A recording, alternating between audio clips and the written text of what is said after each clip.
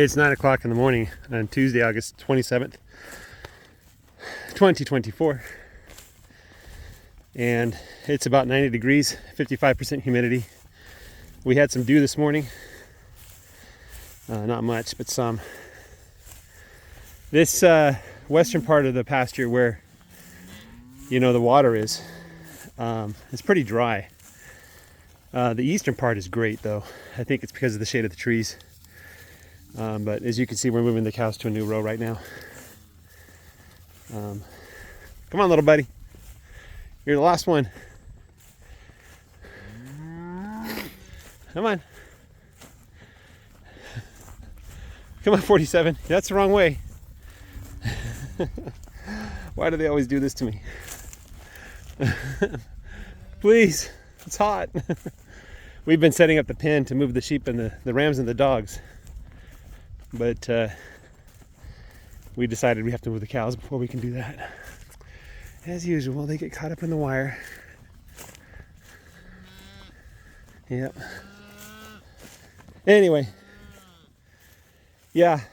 This is where they were. This is where they are. You can see there's quite a bit of difference. Bunches of grass here. Not so much Bermuda grass. There's hardly any Bermuda grass at all. What Bermuda grass there is probably dead. Or dormant because there's no water, But there's bunches of grass, probably Dallas grass or some sort like that, that they ate. They didn't eat down to the ground, but they did eat. You can see here's another bunch. There's still plenty left. So the reason why I'm moving the cows is not because I'm out of grass. There's still plenty of grass in the eastern part of this row. It's because I don't want them to take 2 bites of the same stock, especially when that second bite comes from the new regrowth. It starts about 3 days after the grass was eaten. So it's pretty important that we don't eat the grass at that point. That's how you kill the grass, because it's tapping into its energy reserves to get that first growth out. So if you graze it too early, it will cause problems. Well, that number 11, she's kind of a stinker. She crossed the wire at some point, I think yesterday or the day before, and she didn't cross back. And she was causing problems for us when we were setting up that wire, the net. So gratefully, she's back where she belongs, but she was a big stinker. There's number 48, little baby girl. Can I say hi?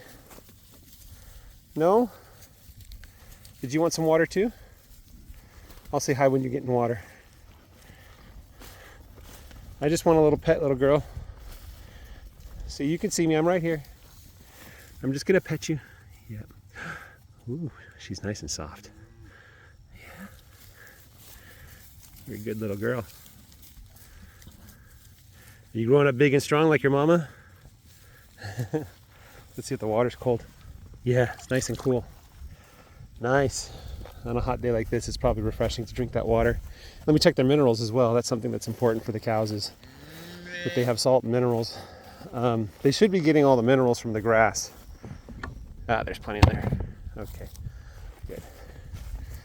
But occasionally, especially when you're starting this rotational grazing thing, the grass isn't healthy enough to sustain the cows. So supplements are necessary to help your cows thrive, and also those extra minerals that the cow has is going to be pooped and peed into the pasture. Hopefully it'll help the minerals grow back better.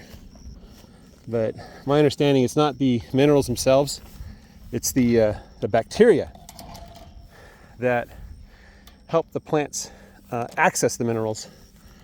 The bacteria, the funguses, even the tiny insects plays a role, and everything works together. You can't take one part of the equation. You can't take one part of the biological equation out and expect good things to happen. They all function together. They all have a role to play, and they all have a purpose. And our job is to manage and not to dictate or be like a tyrant king over the farm, but to encourage the farm to do what we want through gentle persuasion. There's an eternal principle in there as well, that you might think that forcing people to do things is effective, but it's not. It's counterproductive. The only way power or influence ought to be maintained is through persuasion and gentleness and kindness and sincere love and things like that. That's something my church teaches, is that you can't exercise dominion. You can only exercise persuasion. And so that's my goal, is to not force the cows to do things they don't want to do, but to encourage them to do things that will be beneficial for them and for me. All right, guys, have a great day. Take care and bye-bye.